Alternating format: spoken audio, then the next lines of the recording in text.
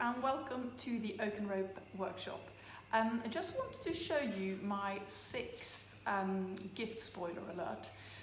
It really is best to demonstrate it because this is the thing I'm hoping to give as many as possible on my list.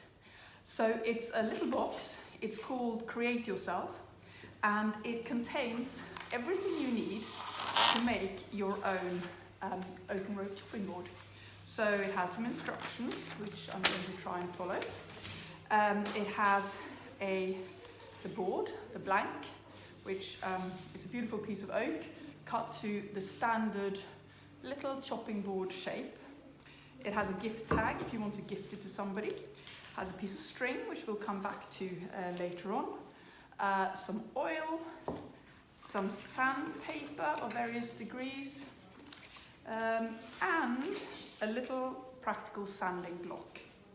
So what we're going to do here is put it to one side into a nice box as well. The instructions can go on there. And then we take this board. We find the roughest bit of sandpaper, and in the beginning it's really useful to wrap it around this block and then put it on the edge of a table and just start sanding. You can sand it all over. It's not scary because if you get some marks in it, you can just sand them out again. But what you really want to do is to sand with the right sandpaper all the sharp edges, all the bits of splinters. Obviously it does have to come with a little splinter alert. It is wood, so treated, so you can get splinters. You just work your way around like this with this block and paper here. Keep going until you're pleased with it. You might have to move a bit of sandpaper to get into the various places where you want to sand. It's only dust, it will hoover up, a little bit of sawdust, not really very messy, I think. Keep sanding like this. You have another piece of sandpaper here as well, which you can change over to.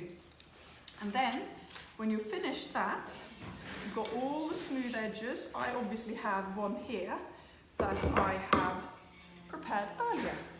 So this is a little bit smoother. You can see we have a particular style called sharp edge off. So personally, I don't like it to be too rounded. But that's a personal preference, and obviously when you're making it yourself, you can make it how you would like it to be. I can feel when I'm running my hands around this board, there are still some sharp edges, so I'm going to take the finer sandpaper, put it on my block again, and just sand a little bit more there. Keep sanding until you're pleased with it. Basically, don't stop until you're proud. And keep going. You could keep going forever with this. And this is also something you can do with your existing chopping boards. If, for instance, they have an ugly mark, or if you've had lots of cuts made in one place that you don't like the look of, you can sand it back using this sandpaper or any sandpaper. Anyway, I think I'm pleased with that. The only thing that doesn't come in this kit is a little rag, so you can find an old t-shirt or even kitchen towel could work. You take your board, and it comes with this little bottle of oil. You pour on the oil. You can just do that as much as you like, really. This is white mineral oil or butcher block oil, which you can also use on your other boards. To be honest, I normally just roll up my sleeves and grab hold of it and just run it through my fingers, but I'm going to try and make this look a little bit more elegant today. So I'm just going to spread this around like this. So every bit. This is really good because any of your old boards as well, you can apply this oil and it makes it so easy to clean. And also it brings out that beautiful colour, golden colour. You can see the grain better, and it's just a good idea to keep things. It's a general maintenance. There is this saying that says that you should oil a kitchen board every day for a week, every week for a month, every month for a year, and then every year for the rest of your life. So obviously these are made to last.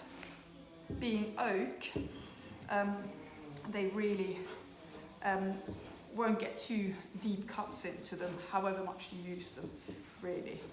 I'm obviously rushing this now. The guys want to come in and have their afternoon cup of tea. I'm just going to, normally I would leave this for a couple of hours just to soak up all that oil so it can run deeper into the grain. But I'm just going to wipe this off straight away just to show you what the look will be. You can repeat this as many times as you like. And the more you do it, the more you leave it to seep in, obviously the better, the more durable finish you will have. What's so lovely is children can make these. There's nothing dangerous about this at all. You have a bit of sandpaper. They might get a splinter, but hey. But this oil is actually good for your hands. It's almost like a Vaseline, so you can just rub it in. Even this cloth, there's nothing, you can just go in a normal waste. Or put it on the fire later on. It doesn't smell, and it's just a nice feeling. So you can see here that the board is starting to, the grain is really showing up. You can see in here into the Oak and Rope logo here, you can maybe get that a little bit in with a smaller piece of cloth, but it will eventually soak in and just become part of the board. Now, because we are, of course, the Oak and Rope company, we had to include a little piece of rope. So you could have these boards without any rope. You can put them up on the kitchen counter and they will look really lovely. You can just grab it when you need something to put your toast on, chop an apple or an onion or anything small. You can do that on this board. But you could also, if you put a piece of rope in it, then you can hang them up on the wall if you like. We made sure the hole goes this way so it's still flat underneath when you put it on the worktop to chop something.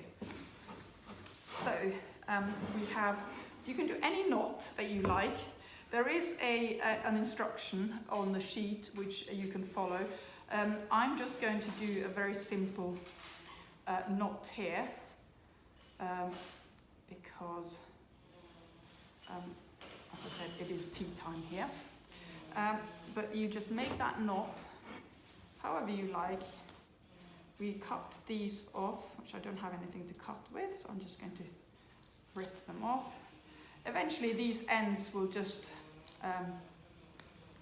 bunch up and look part of the intended design as well, but this is where you can add a bit of personality into what knot that you put on. That's just going to be like that actually, because I can't get it off. I need some scissors, which I don't have.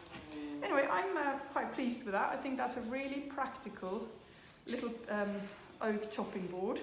Doesn't matter how many other chopping boards you have, this will be a really useful addition, and obviously it has the added benefit that you have made it yourself.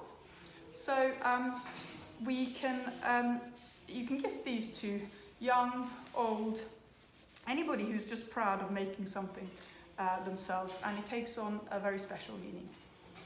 Thank you.